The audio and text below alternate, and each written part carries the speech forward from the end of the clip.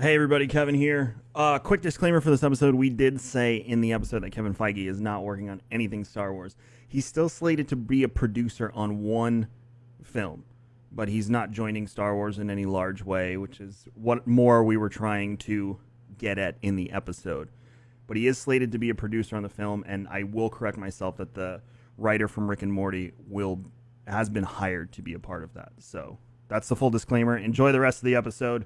And thank you for supporting Star Wars and Scotch.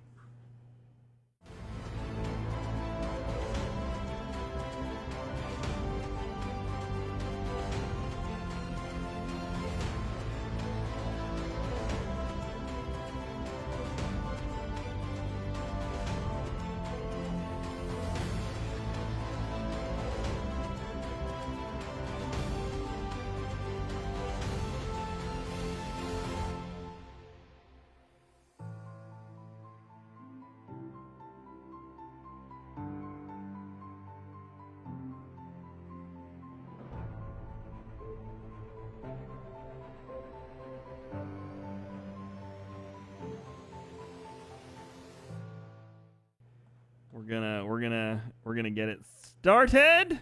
Punch it, Kevin. One day there will be this we'll land inside a spaceship. And...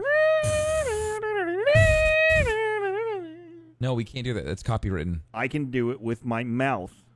Can you? I hope so. I don't know, dude. DMCA's are wild. It's just like Bob Iger pops out of the bottom right-hand corner of the screen and does the from Jurassic Park. Sorry, Kevin. You know what's also crazy, Kevin? What? KingsCoastCoffee.com. It's where you can get all your freshly roasted to order coffee. So just head on over to KingsCoastCoffee.com. That's right. Star Wars and Scotch is brought to you by King's Coast Coffee. It's crazy. Was I supposed to do that? You said it was crazy, so I was just trying to run with that. Nice, Kevin. Good job. I bet Pete and Wayne are super happy. They're never happy. Cool. We got some stuff to talk about tonight. There will be no spoilers about the High Republic. Tim and I haven't finished the books because we don't have time, but we're pretty deep into it. We're both, I think, at the beginning of part 2. I'm in part 2. So we're pretty much on track. We have decided to not fragment the episodes of the book club about the book and just do one singular book per episode, because I don't feel like there's enough meat on the bone to sustain episodes. So we're gonna just do it as one singular. But can I at least say if I like it or not? Well, we do no spoiler reviews of where we're at so far. Chat, you can chime in. The questions command is up everywhere, so you can drop your questions in. But anything that's going to give a spoiler to anyone or characters or whatever, we're not going to talk about it. And, we will exercise mod privileges if you try and ruin it for somebody else. Yeah, so don't be that person. Yeah, just don't be a piece of shit, and we'll get along just great. Easy peasy. But go ahead, Tim. What's your non-spoiler review of the High Republic? Dark. That's it. That darkness says it's dark. It is dark, Kevin. It kicks off, and I'm just like, oh, this is not a normal Star Wars story, and I like it. I've been saying that on stream. It's a dark Star Wars story, and I'm here for this. I really like where they're going. The Nyack? Nihil. They're cool. Mark Thompson said. It's scary. And I'm excited to learn more. Yes, so far I'm enjoying the new characters. They're very different from any other Jedi we've ever encountered before. They're all very different, too.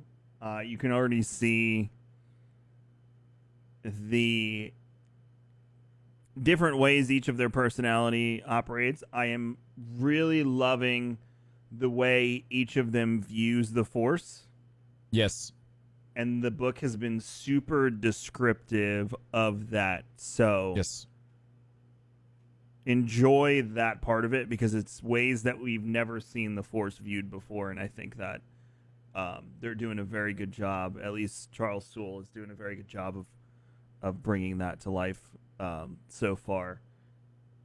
It's weird because some of the way the characters, I've seen the concept art, and then Mark Thompson does the voice on the audiobook, and I'm listening, and I'm like, that is not how I imagine that voice, but he's got more insight than I do there. So okay. So it's been interesting so far. The beginning of the book, they kind of just drop you into the first problem. Yeah. With no regard, and you're like, figure it out. Figure it out. It definitely took me a little bit of time to figure out what was happening. Figure it out. I like the setting. I like how pure everything is. Like, and they said this about the High Republic is that we're not going to start off in this galactic conflict. They've gone out of their way to showcase that there is no conflict in the galaxy, and everyone's just hunky-dory living their lives. Well, and that was before even the books, like when they were doing like the overviews of like what to expect with the High Republic and everything. Like they really, really like just like hit that home that this is going to be a time where like everyone's at peace and everyone's happy and there's nothing wrong in the galaxy. And it's so weird for a Star Wars story to just not be war has engulfed the universe. You're just like, okay, in a time of war. Yeah, it's like, oh, all right, everyone's shooting each other, and he's like, nah, everyone's cool. Like there's a couple like Star Wars like nods, the things you're like, neat, cool, that's where that's from. But outside of that, like this is like very much so like its own story. This setting is very, very different. Just the vibes are different. Like, yeah, it's just like it's a really cool period. I'm here for it. So I'm trying to think how much I can say without giving anything away.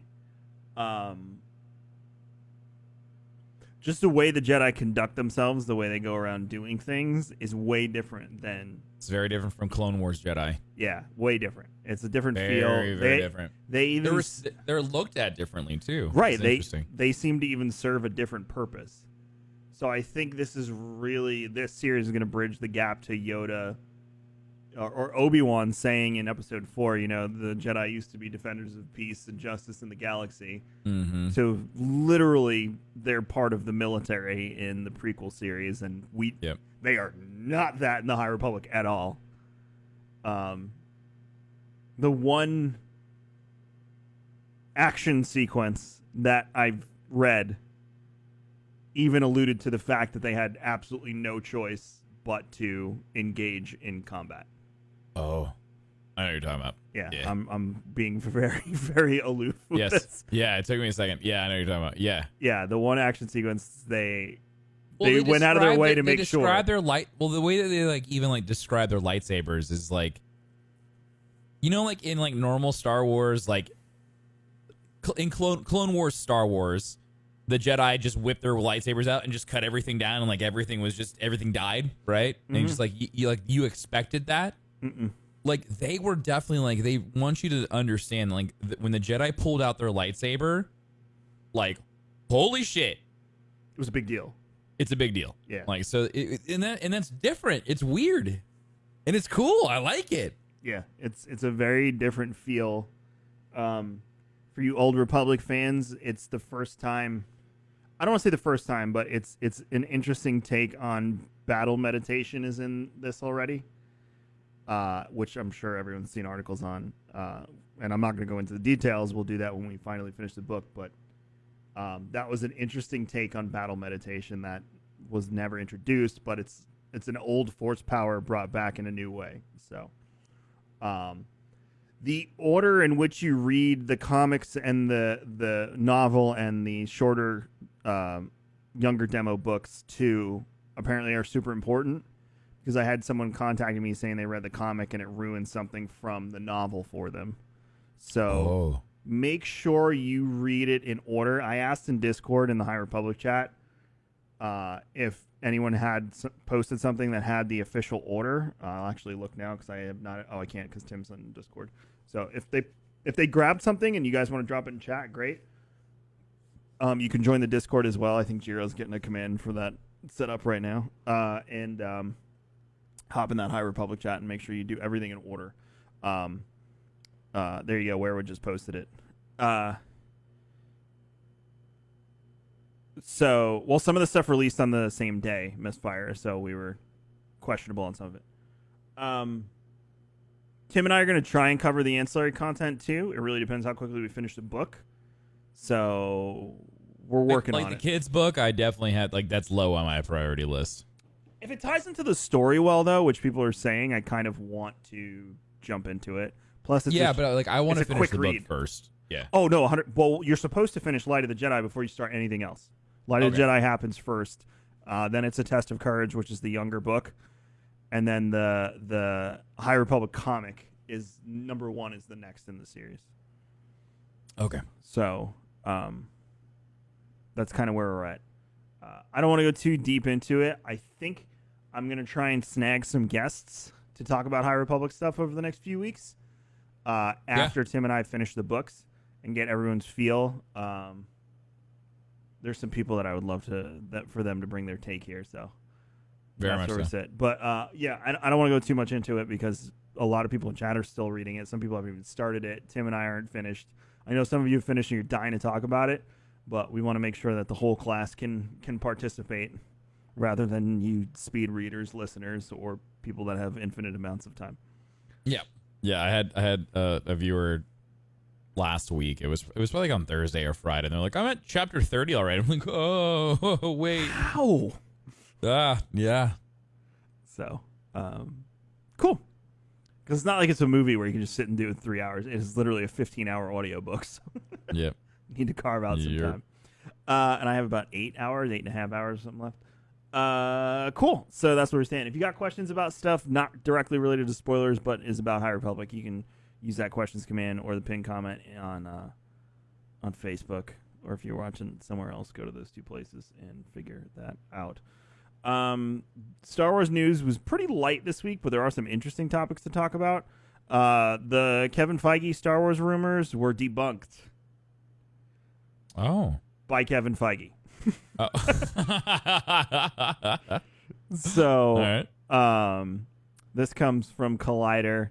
Over the past few years, one of the things I kept hearing from people in Hollywood was that Kevin Feige might be involved in the Star Wars universe. It was the one rumor that would not go away. 100% true. No one would shut up about it. Heard everything from Kevin Feige's now running Star Wars. Heard that one too. To how he was working hand in hand with Jon Favreau and Dave Filoni. Heard that one too. And I get it. Well, let me fast forward to the part. Oh, his response was not at all when asked. He was then doing press for WandaVision, and someone asked him point blank if he was involved in Star Wars, and he said not at all. Interesting. So I'm okay with that because I think at this point, you want Kevin Feige completely focused on Marvel.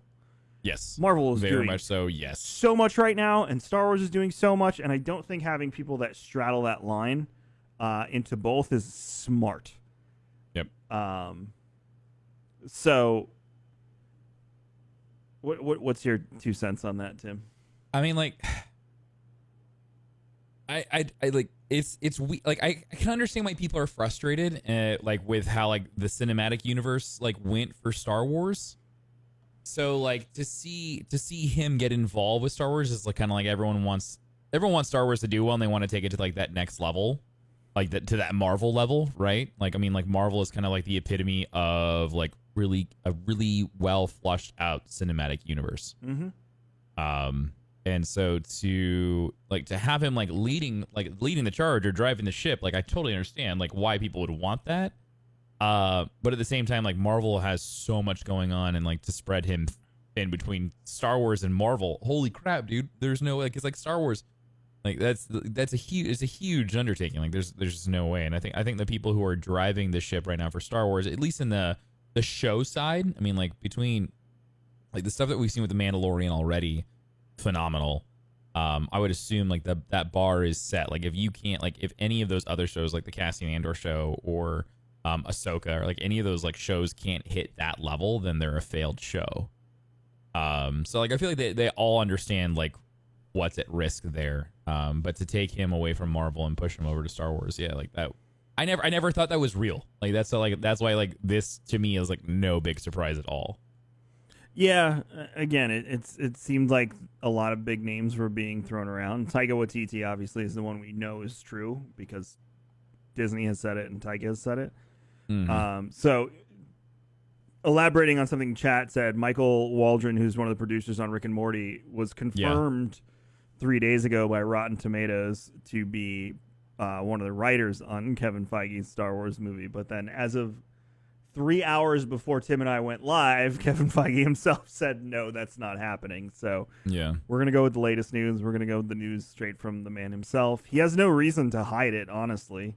It wouldn't make sense. So I just think he's very focused on Marvel right now. And if you're a fan of both, I would appreciate that. I wouldn't be upset about it. Yeah, no, I think I feel better about Star Wars, like the cinematic stuff after Mandalorian. You know, like episode 9, it was definitely a lot of like, that was good, but man, it could have been better. But after seeing like how they did like Mandalorian, I think they've got it figured out.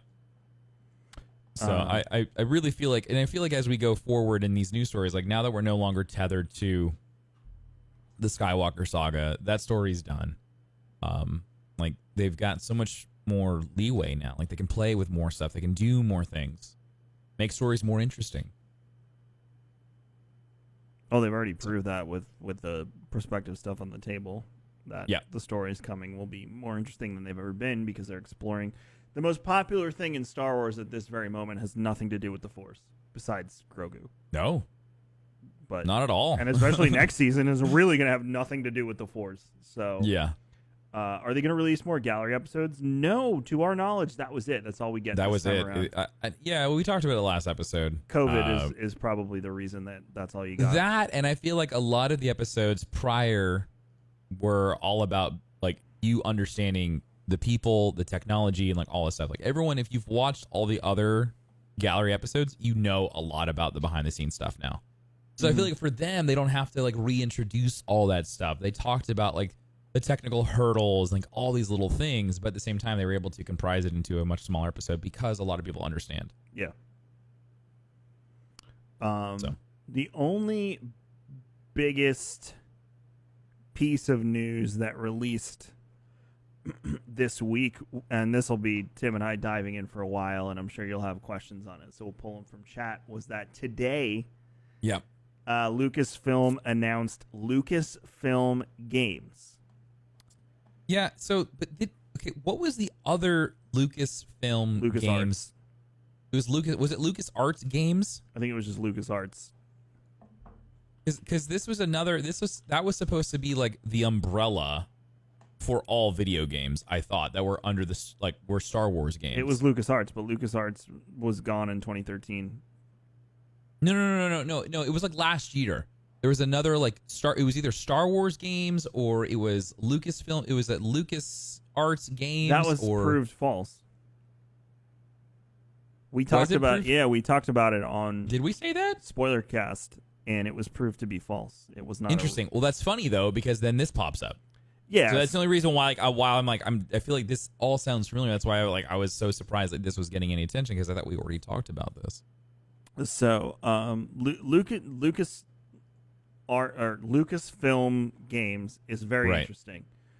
Obviously, Disney announced it, and it was confirmed today, and it had video clips from all of the Star Wars games we know that we've seen so far. Right. But this is very weird because EA signed an agreement last year or the year before for 10 more years of Star Wars exclusivity. Did they get an extension on the first contract? Yes. I didn't everyone know was that. super pissed. I didn't know that. It was supposed to run through 2023. No, it's they re-signed for like 5 more years or something. Right.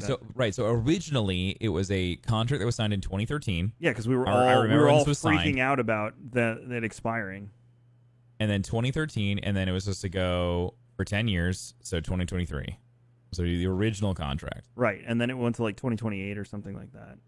So now if they got a 5-year extension, 2028. So this is weird though. Well, this screams to me that the deal is broken, dead, altered. I don't know where you'd want to go with that.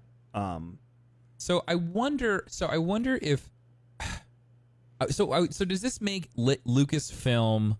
Does this make them a publisher? That's the vibe I'm getting, is that they are more of a publisher with this and they're going to be, the ones controlling the ways and the means for the idea sessions, the content that's coming out, the flow of all of it, and they're going to be using, in my opinion, EA Studios will probably still get the brunt of the work, but I have a feeling there's more to this, and I'm going to go back to Xbox's tweet today answering the Lucasfilm Games announcement where they said we're picking up something on our radar and tweeted a hype gif for Star Wars. Interesting. Xbox was in the news yesterday because apparently Microsoft has contacted every single AAA studio in the business asking them about acquisition and Game Pass. Every single AAA studio. So Microsoft just called up everybody and was everybody, like, according to this report. Want some money? Everybody. Is that what is? But is like so they literally just called them up and said, "Do you want to be under the Microsoft umbrella?" Like it was two pronged. It was the Microsoft umbrella, and it was also Game Pass opportunities. That's so wild, dude. AAA developer, not manufacturers. Darkwing. Okay, so let's roll this back. So Lucasfilm Games is going to be so we think, I assume, is going to be its own publishing house. So So that means it takes Star Wars games away from companies like Electronic Arts, from Ubisoft, from 2K. Does it take it away, Activision, or does it add to the web? Well, no. But here's my thing, is that so then Lucas is doing essentially what Disney did with all Marvel products that were outside, like on Netflix or was anywhere else, right? They killed it all off, cleaved it all, brought it all back in, and then started to web it out. Right. So I wonder if Lucasfilm Games will be the publisher, and then I wonder if they will then go out and utilize developers that are also owned by. So here's my thing, is that I think they'll end up pulling the exclusive like now seeing this makes me feel like there is some uncertainty with the exclusivity of EA. Mm-hmm. So I wonder if they'll still work with Respawn. Like they have to. Like we have Jedi Fallen Order. They agree. Respawn said Jedi Fallen Order will be a trilogy. So they're hiring. They were hiring 2 and a 3. Too, so I wonder, does Lucasfilm Games then go to publishers and start working with their developers? And like that's the thing, is like, so then is Lucasfilm Games going to work with Respawn, or will it be a Lucasfilm and EA deal? Lucasfilm Games and EA collaboration with Respawn. The Xbox comment without any sign of anything PlayStation. Yeah, could it be something that's Xbox exclusive or Xbox first? Maybe. Sure. But it's just weird that Microsoft needs some wins, dude. They need huge wins right now. They are shit in the bed. It's just weird that they're going around buying everything up. I mean, Game Pass is a roaring success with the new Xbox. Of course. 100%. I have never opened up my Xbox and seen that many games available to me at the click of a button for a singular fee. It is actually insane, and there is probably 15 games on there that I haven't played that I would love to go through at some point. So I'm very curious. Lucasfilm Games, that screams publisher to me. It screams that this is where all your Star Wars games are going to be coming from. I agree with you 100%. So does Lucasfilm Games buy the rights from EA? Like they go back and they repurchase them, but they still honor the deals they already have with like Respawn and this. What else are they doing with EA? A couple other things, but anyways. So and then going forward, is it going to be just like how it is on Disney Plus, where everything's going to be a Lucasfilm Games exclusive for Star Wars? Like no one else is going to touch it. No EA, no Ubisoft, no 2K. It's just going to be purely from them, which is a huge undertaking. Like that's a massive undertaking to become your own publisher. I mean, look at like our friends over at Bungie. Like they did it, and like that was a huge deal for them with Destiny.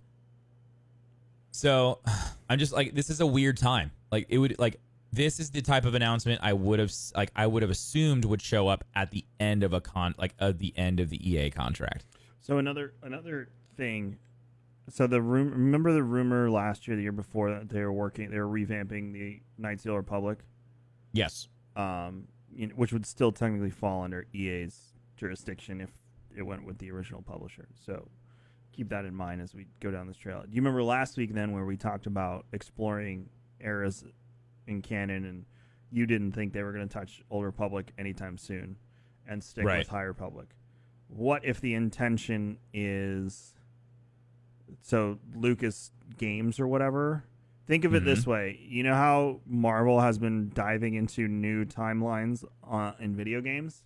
Yes. What if they're going to do that with Star Wars? We already know there's an alternate timeline Star Wars game coming out with some female hero. Oh, right. Yeah. So what if... But it was never confirmed who was working on that. No, it wasn't. But, okay, so I won't say we know. It's rumored. And then what if they are, in fact, working on Knights of the Old Republic? And again, this is a way to house Old Republic across multiple studios, and it comes back to life in the gaming world, and maybe we don't see it on the screen, or I would say books would come, but maybe 2-3 years down the road. But what if it's coming to life in the gaming world, and that's like where the Old Republic is going to live? Because think who wants the Old Republic back? Yeah, it's all gamers. Gamers. Yeah. You know, we have 3 games in the Old Republic. Yeah, yeah. No one who's like a fan of I don't think like your casual Star Wars fan could give a flying crap about Knights of the Old Republic. So, but the people who played it 20 years ago most definitely do. Hi, I'm right here. So I was thinking about that when I was looking at this before the show, that maybe the Old Republic launch before its movies, before its books, before its everything. What if it comes back in video game form across multiple video games? And that's how they establish the lore there. We're doing the High Republic establishment in this, and obviously the current era, which, by the way, they changed all of the names of the eras after the High Republic launched. Really? Yeah, I'll pull them up. But what if and then the Skywalker era, as I'll call it, even though that's not what it's called. What if that, we're just expanding on that with animated and comics and things like that. Because you have to think, if you're Kathleen Kennedy, regardless of whether you hate her or not, the job of curating all of this, keeping as many people interested in all of it as you possibly can across multiple levels, and think we're not all, like, the people here, we're fanatics. If you're listening to this in the future, you're really into Star Wars. So no matter what they throw out, the consumption of that content will be consumed by everyone here. Whether we like it or not, we will consume it, we will pay for it, we will be a part of it. It's the general casual Star Wars fan, the public, people that are fans of the original trilogy, people that, just go to the movies and things of that nature. That's who they need to try and keep interested and pull in and do that. So I'm wondering if aiming the beam of the Old Republic at the gamers who, at its core, were the ones that made it come to life and made it this big part of the Legends lore, is the play, and that's part of the plan with having Lucasfilm Games be a publishing house, and then you can build that world before you bring it to the screen. Honestly, almost rebuild the world before you bring it to the screen, because it did exist fully in video games previously, and then it was books. I have a few of the Old Republic books right there. That's an interesting thought, of just using the game world as a playground to test what sticks. Right. And then create your stories around that. And Revan's your $1 million idea when it comes to games. We'd all shit our pants for a new Knights of the Old Republic done a la Final Fantasy VII remake. Yeah, 100%. Or Resident Evil. And then Disney can tell the story that they want, so they can lay the groundwork for everything. But what if it's not the movies? What if it's not the books? What if they're going to go back to the well, which what it originally was, and tell the story again in a game? Yeah. What if that's the play here? And that is where we get the Old Republic. Right. Because again, it doesn't make sense for them to wait 10 years or 5 years to bring it forth. You're going to lose people's interest. And you're right. Like, why are they going to bring us like all these new eras? It might be too choppy. Right. So the interesting thing is, the only medium that we haven't discussed them is video games. Games, which is weird for us. That's really, it is super weird for us, but that's interesting. Yeah, I don't know, dude. Like this whole Lucasfilm Games play is very interesting to me. I don't know what it means for my friends over at EA because I have a lot of friends that are on the different development teams that are like making Star Wars games. So I don't know, or have worked on Star Wars games in the past. And like it kind of sucks because like EA kind of like shit the bed when it came to like some of the Star Wars titles. Other Star Wars titles were awesome. Battlefront 2 took the first Battlefront I think was wasn't all that great. The second one I think it was always I don't want to say that. I feel like the Star Wars Battlefront game was always like set to fail because everybody wanted the old Star Wars Battlefront. They didn't want to try something new. Like everyone like had the rose-colored glasses on when it came to Battlefront, and they all just assumed like that's what it was going to be. Like they didn't let DICE like try to create their own style of what Star Wars Battlefront could have been. But I think after Battlefront 2 and after the big overhaul, and when the team was allowed to, when they gave the team the reins, and they're like, no, okay, like we shouldn't allow executives to decide like how the game should play. We should let the devs and the big Star Wars fans like tell us like how the game should be made. Then the game was awesome. Then it was great. Like the last big patch was amazing. Like game was super fun to play, and like it's unfortunate like that's not the state that the game was in when it launched. Like I remember that when we were in, I don't know if legally I'm not even allowed to say it. We were in meetings in like early, like before the alpha came out for Star Wars Battlefront 2. I was in Stockholm and they were showing their concepts for the droid destroyers. And like how those like they were like they were like, oh, we're working on these and like we're just trying to figure out how to make them to go from like spinning to like actually like upright. And it took them like 2 years to get that in there because like they were told that they couldn't do it. Like they had it built. It just like it's unfortunate. Like it's always unfortunate when people like when stockholders and like games are held to a like at a release date when like they need more time to work on. So Battlefront 2 to me, just when it started, I was so disappointed. But by the time it ended, I was sad it ended because I mean, you and me getting down on some of those updates was some of my favorite. It was super fun. Times. Yeah, and it was one of those games where you didn't care if you died and you were just back in it immediately. I don't know. That game's just it was just a Star Wars fan playground. That's all it was, and that's all it was meant to be. One note before I move on to this other point in gaming, but the Rogue Squadron movie, what's her name that's directing it? Patty. I'm terrible with names. You know this. I'm terrible too. Rogue Squadron movie. What's her name? Patty Jenkins. So Patty Jenkins did Wonder Woman 84, and apparently that was a nightmare. Disney execs now are going to be a bit more hands-on with the Rogue Squadron movie than they intended to be because of the disaster that Wonder Woman 84 was. I haven't seen it, but I heard nothing but terrible things about it. I saw like 3 people who thought it was good. Everyone else that I heard really didn't like it, so I'm not coming. That's interesting. Just real quick, Battlefront 2 is free on Epic Game Store. Yes, yeah, I got a tweet about that today. That's cool. So I'm looking at all of the games that have come out over the last 2 decades for Star Wars. Obviously, there's a lot here. Oh my god, I forgot about that original Obi-Wan game for Star Wars on the original Xbox. Do you remember that? No. I just see the box art and I'm getting flashbacks from playing it. I mean, like you had Knights of the Republic, Knights of the Republic 2. You had the Commando game. So Republic Commando, I still think remaking it as a Bad Batch game. Republic Commando was so good. Yeah, I mean, if they're gonna, it was Rainbow Six. It was literally Rainbow Six meets Star Wars. Right. So I think they could bring it back as a Bad Batch game because that would give you the ability to have some like way more superpowers, if you will, than you did as the commandos in the game. Giving each character its own individuality out of the 5. Force Unleashed is another one that everybody wants to come back because they want Starkiller to come back as canon. Sam Witwer probably more than any of us wants Force Unleashed to come back because he is Starkiller. So that could be another one. Again, they don't have to make all these new Star Wars games. They can literally go back into the vault and remake old ones for days, and I don't think anybody would care. Like new Jedi Knight games, new Rogue Squadron. Well, I don't think they would do Rogue Squadron again because they have whatchamacallit that we just played. What was the last Star Wars game? Rogue Squadron? No. What was the last Star Wars game that I played? Squadrons, not Rogue Squadrons. Squadrons. It's the same thing, Kevin. Not really, because you played as the Empire too. True. But there's games like Shadow of the Empire.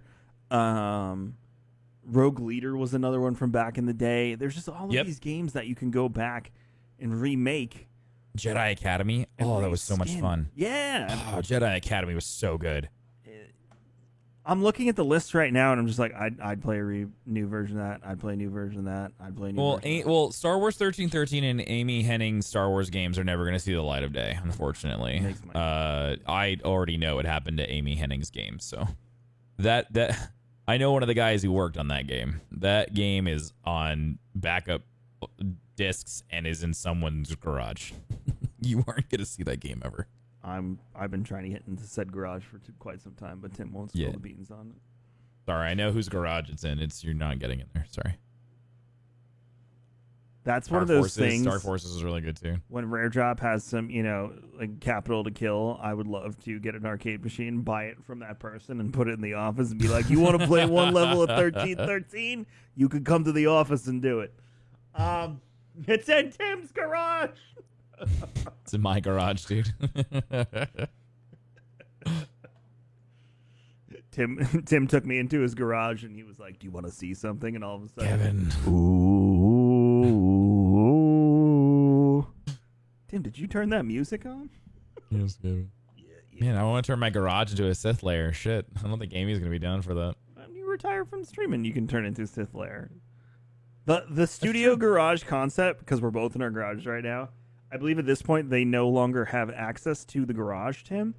So even when we're done streaming, we can do whatever we want in this room, no? True. You can become a Sith lair. You could turn it into one of Palpatine's vaults from Battlefront. Oh, it's so good, dude. So, yeah, I'm just looking at this list, and I'm like, man, I'd play a new version of that. I'd play a new version of that. I'd play a new version of that. One thing, but at the same time, like I don't want like rehash. Okay, so like I do. No, okay, yeah, I know you do because you live in the expanding universe world and you want it all back in canon. No, I want new versions of it, but I want characters. Yeah. I want Kyle Katarn. I want Starkiller. Yeah, I want Revan. Here's the problem though, is that you're gonna end up with the same issue that Battlefront ran up against, is that people go in with the expectation that this game is gonna be exactly what that game was, and then they go and play it. They're like, well, this isn't exactly what I played before, so I don't like it. And I think it's better off to have games like Jedi Fallen Order that are new and fresh and are a completely different story that we've never heard before, but are still familiar enough where we feel connected with the characters and the world around it. Those are the types of Star Wars games that I think they are going to succeed. Because it's not like Jedi Fallen Order didn't do anything new. It was like its mechanics we've seen before in a game. Like it felt familiar to pick up the controller, but the storytelling was phenomenal and the settings were all fun. And at the same, we knew where they were, but they were unique. Like being on Ilum, like we knew where we were, but we'd never seen it in that light before. You know, we knew that Jedi temple or the opening to the cave to get your Kyber crystal. We've seen that. We saw that in Clone Wars. We'd been there. We've walked through those halls. But at the same time, it was done in a different way that we've never seen it done before. So I think those types of games are going to be the ones that we'll see going forward. I don't think we're going to see rehashes of old games, bringing them back so we can play them again as a 30 or 40-year-old. Do you think they would take old characters and put them in new games? Sure, I think you can do that. I think you can tell a brand new story with a character from an older game, as long as you're not saying like this is Dark Forces 5. Like, you know, like it's like as long as it's a new game or like that character from another game comes in and is a part of it, then yes. But I feel like again, like if you were to do Republic Commandos 2, like people are going to expect that it plays exactly the same way it did when they played it when they were 10 on the Xbox. That's why I said rebranding it as Bad Batch would be. No, yeah, no, I understand. I'm just saying, like, I feel like it, like, I really feel like for them, the best way to go forward is just to do like fun and new and exciting things. Like, I don't think a Star Wars shooter is going to be what like Star Wars like fans want now. As much as I want that, I don't think that's what like your normal everyday like Star Wars fan is going to want. It worked in that time because like Star Wars, Clone Wars was so hot. Like everything was Clone Wars. It was like everything was going on. There were shows, there was games, there was merch, there was everything had Clone Wars in it. Like that was a big deal. So I feel like that's why we saw a lot of that stuff around that time. Even like with Battlefront or Republic Commandos. So yeah, I just like I think there's gonna be a different. I think Star Wars games are gonna be more story driven. They're gonna be more like Jedi Fallen Order.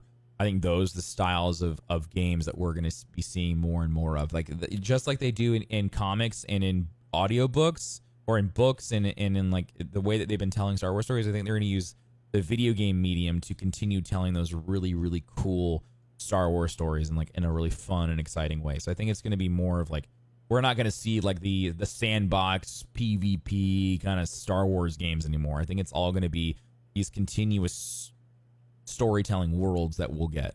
So more RPG, yeah. I think if they're going to remake anything, it would be Knights. That seems like the only game that. Right, and again, I don't think it's going to be a one-to-one to No, Knights of the it'll be a new Republic. I think story. it is going to be a Star Wars story told in the Knights of the Old Republic setting. Well, plus the biggest hook about that game, everyone knows the end. So you'd have to find a new way to tell the story, make it interesting, have twists, but still stay true to the fact that you play as Revan. So Right. Sorry for the 20-year-old spoiler if you've never played it.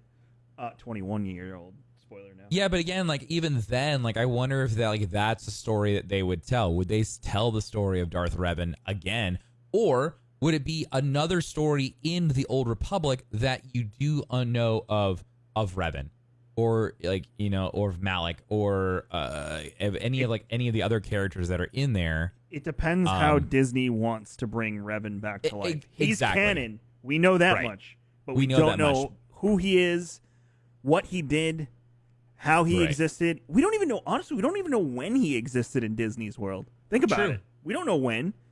All that we know is that his lightsaber is part of the Black Series. Yep. His two robes, the dark robes and the light robes, are part of the Black Toy Series, the Black Series Yep. toys, and that he is one of the legions on Exegol is named after him. Yep. That's all we know from a canon perspective. That is literally it. We don't know anything else. So looking at that, I think Knights could get remade. I think Tim's right. I think they realize that the PvP sandbox is not a Star Wars thing, and that people want Star Wars stories where they get to be whoever and go out and do things in world building. I do think at some point it will lead to a new, I don't want to say MMORPG, that's not the word I'm looking for, but a new multi-user open environment for people to experience in the universe. I don't know what that looks like because who knows what the genres will look like in 5 to 10 years. Sure. But people are dying for a Star Wars game where they can connect with other people and interact and, be together like they do in SWOTOR. But SWOTOR, someone asked us earlier, and I'll answer the question, is the only piece of non-canon material that is still supported by Disney. Right. It is Which the is only weird. thing that has been retweeted. It is the only thing that has been marketed. It is the only non-canon piece that it gets treated as its own little world. Like it's a bubble.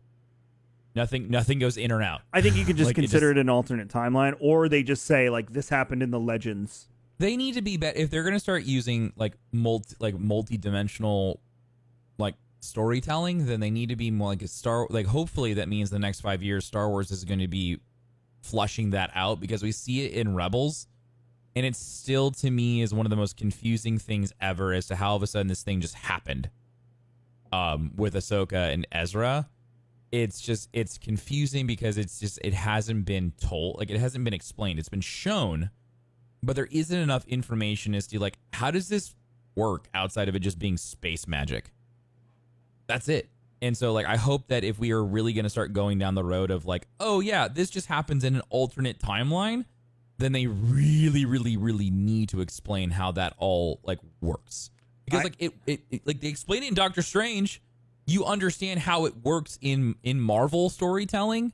They've done a really good job of talking about the multiverse and like how like other things happen in different ways, and they did a really good job of fleshing that out at the end of Phase 4 with the last Avengers. And so, like, I understand how that all works in that world. How does it work in Star Wars?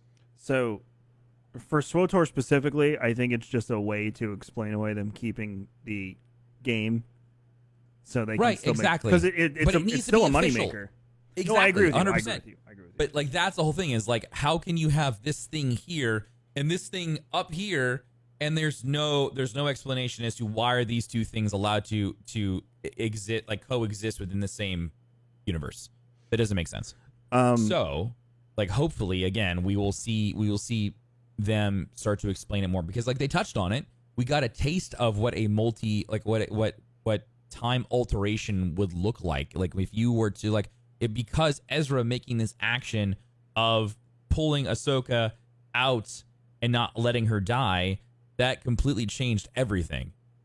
Which then splintered off, and it allows us to have the Ahsoka show, right? Right. And so it's just like, again, how did it happen?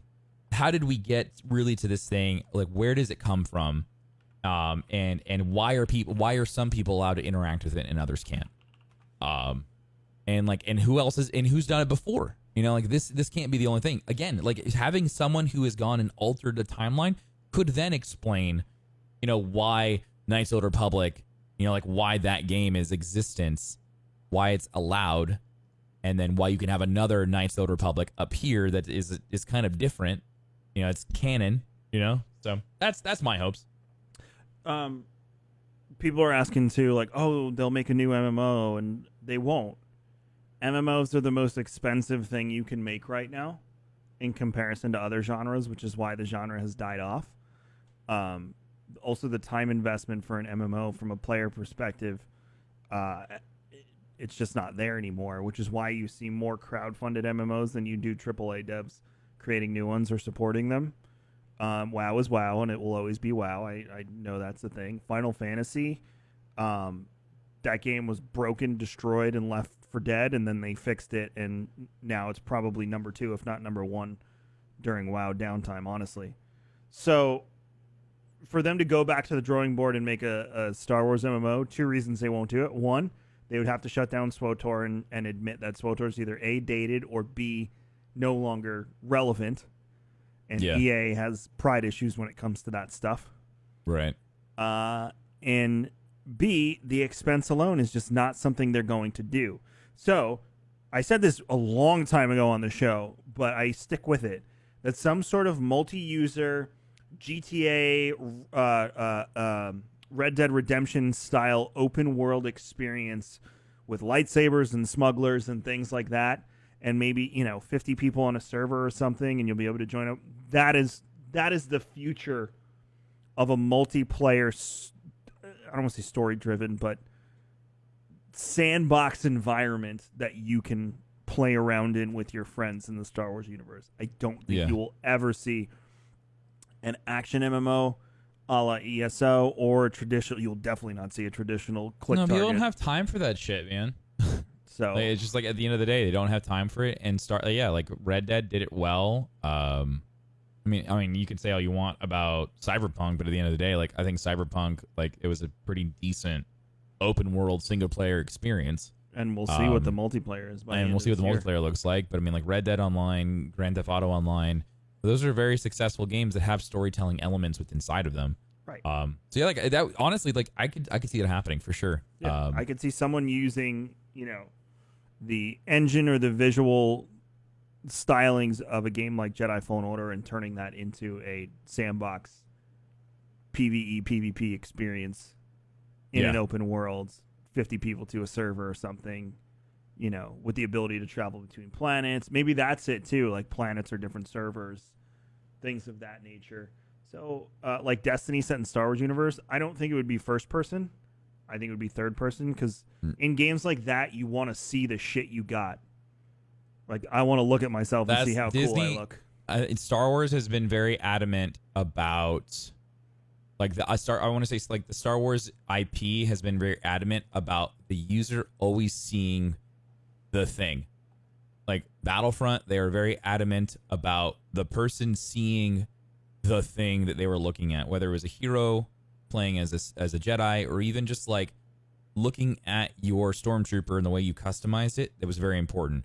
Like looking at Jedi Fallen Order, third person, like being able to see the lightsaber and seeing it in its entirety, and seeing the robes you're wearing and like all that stuff. Like those are identifications to the thing that you are interacting with.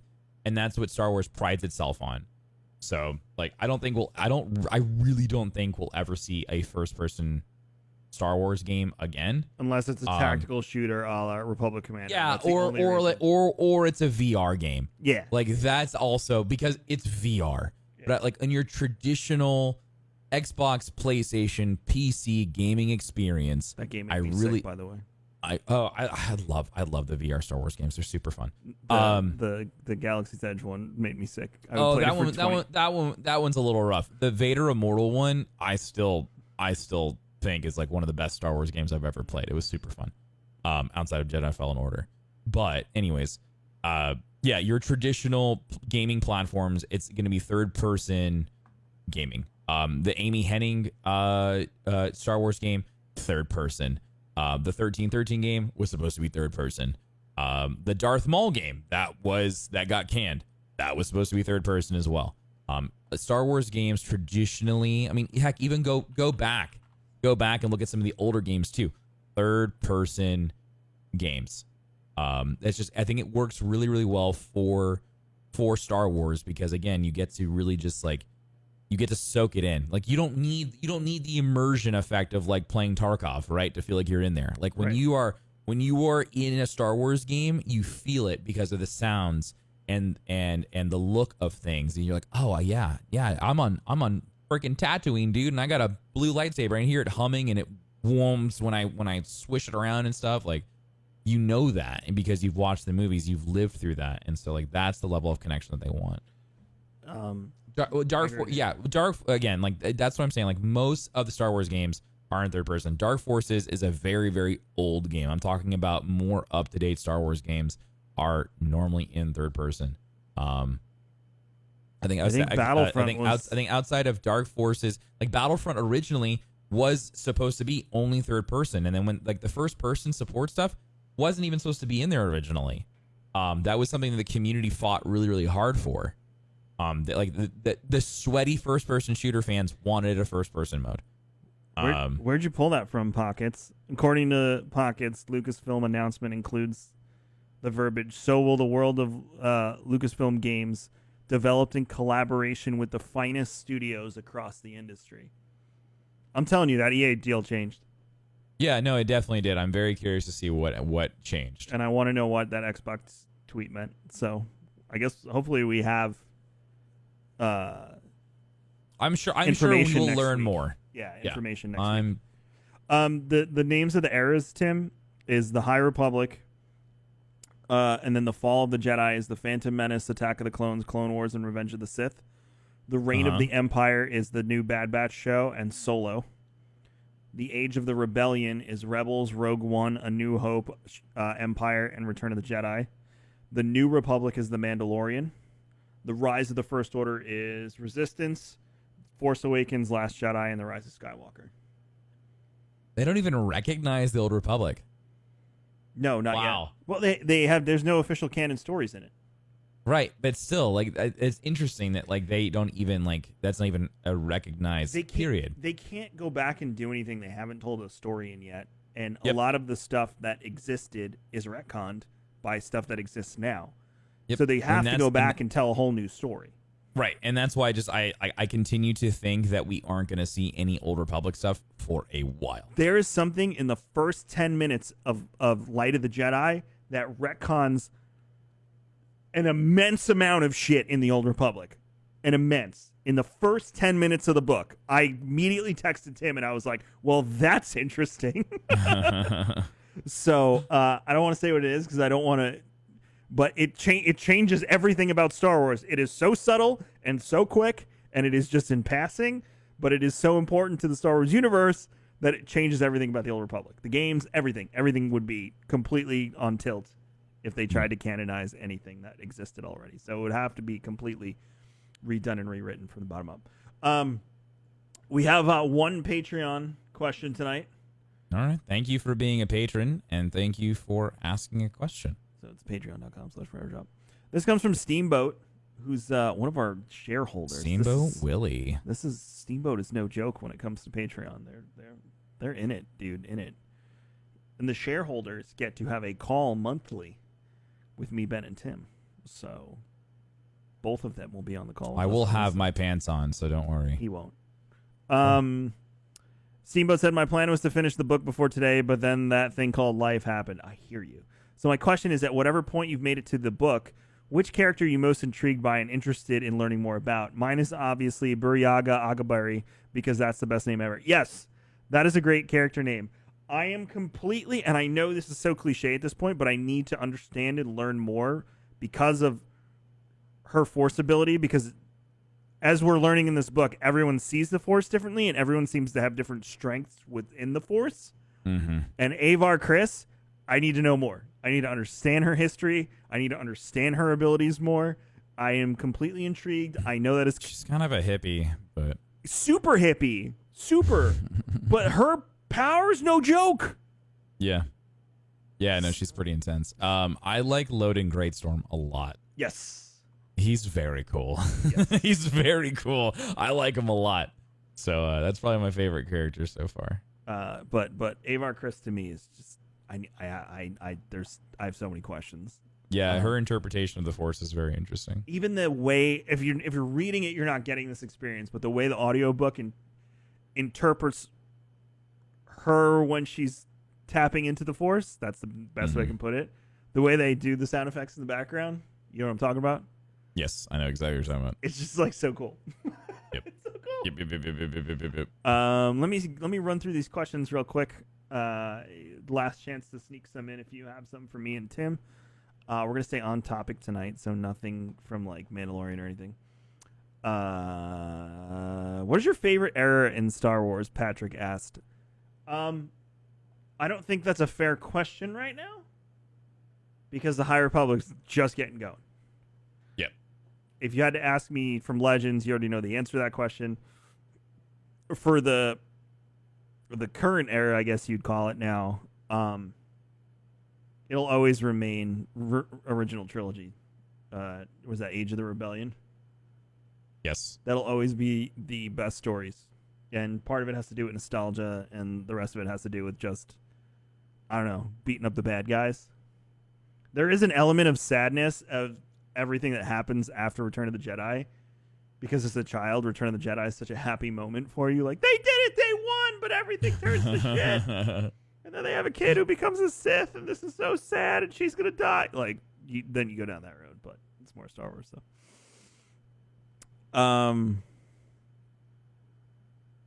What is the relationship between Yoda and Grogu? Go back to the last 8 episodes from last year. I need you to do your homework on that one. Something about Anakin bringing balance to the Force. We've talked about that numerous times. Do you think we'll play as any character besides Cal in Fallen Order 2? No, I think all the Fallen Order games were Cal. I mean, it's all about him. I think it is Cal's story told end to end. Yep. And no offense, but I kind of hope he dies in the third one so you can all get fucked. I mean, he kind of has to. I want him to. He kind of has from to a storytelling die. perspective. There's gonna be some type of like very cliche Jedi hero sacrifice moment. Obi-Wan style. Dude, either Obi-Wan style or Freddie Prinze Jr. style, or he just incinerates himself. Dude, so, that Kanan messed me up. That was very sad. Yeah, Kanan. That Kanan, never got ruined for me. Really? No. Don't you remember my reaction? I was so worried I was gonna spoil that for you. No one ever ruined Kanan for me. And it happened, and the credits roll with no music, and his face before it happens. Dark, dude. I'm like, wait, Tim, he's dead, and you just said, mm-hmm. And I go, no, he's not coming back next episode. Like something forced. You're like, he's gone, Kevin. And I'm like, he's mega dead. I think is what I said. Yeah. And I was like, I need a glass of scotch in a moment because I did not see that coming. That was a rough one. Yeah. So that was an episode. So I see that's how Cal goes out. Yeah, doing something crazy heroic. We talked about that. JJB wants to know if Tim would play a Jar Jar Binks game and says Misa thinks it would be so fun. Move on. And Chandler said, "Oh my gosh, you know what got ruined for me the other day that someone posted in my Facebook group, speaking of Jar Jar freaking Binks? You ever looked at a Republic cruiser, Kevin, during the Clone Wars, a Venator? You ever looked at a Venator before?" I'm sure I have. Why? Have you noticed how when you look at a Venator from stern to, or from bow to stern, it kind of looks like a Gungan face? Oh my gosh. I never saw that until someone laid Jar Jar's face over a Venator. Dude, chat has messed you up. And it does, in fact, actually look like Jar Jar. I just want to mess you up. Hold on. Here, I'm going to send you this picture and just tell me if it looks like Jar Jar Binks smiling at you. Because now, whenever I see a Venator flying in, that's all I'm going to think of as a Gungan head. I hate it. It looks like Jar Jar smiling at you with lasers coming out of his face, doesn't it, Kevin? I wish you never showed me that. Right, dude? That's what I said when I saw it posted into my Facebook group. Anyways, I just had to share that with you. I wanted you to also be sad like me. I am sad like you know. Perfect. Chandler said, out of the lightsabers that have been described so far in High Republic book, which one would you like to have? I gotta see them and correlate them to the people. They've never really, I mean, like, they've kind of talked about them, but I mean, like, we saw pictures of them. They're very medieval looking. They've got handguards and like stuff on them. Like, they have very holsters like too. Yeah, they have holsters that they sit in. Like, they're very much so like medieval, King Arthur and the Knights of the Round Table like style. Like, that's the vibe that I'm constantly getting from these Jedi. Is like, this is your medieval knight story, but told in a Star Wars way. Paul asked, what book would you recommend someone start with and why? Go read Light of the Jedi right now. Just read the High Republic. Just the High Republic books right now. Don't worry about the other ones. You can jump in with all of us now because it came out last Tuesday. It starts a whole new era of Star Wars, and you will be along for the ride with the rest of us. If we could get the Discord link in both Facebook and Twitch, join that Discord. That's the community Discord. Join the High Republic channel, and you can talk about High Republic with all of your friends forever and ever. Yep. Cool. That's it. That's Star Wars and Scotch, episode 31 for this week. 31, Kevin. Look at us. Look at us. Look at us. Let's go. Look at us. But thank you so much for hanging out with us. Thank you for being a part of the show. Thank you for being awesome. We appreciate you. We appreciate the patrons as well. Patreon.com/raredrop. You can go to kingscoastcoffee.com and get that coffee. And you can check out this show if you go to raredrop.co. Click on podcasts and click on Star Wars and Scotch.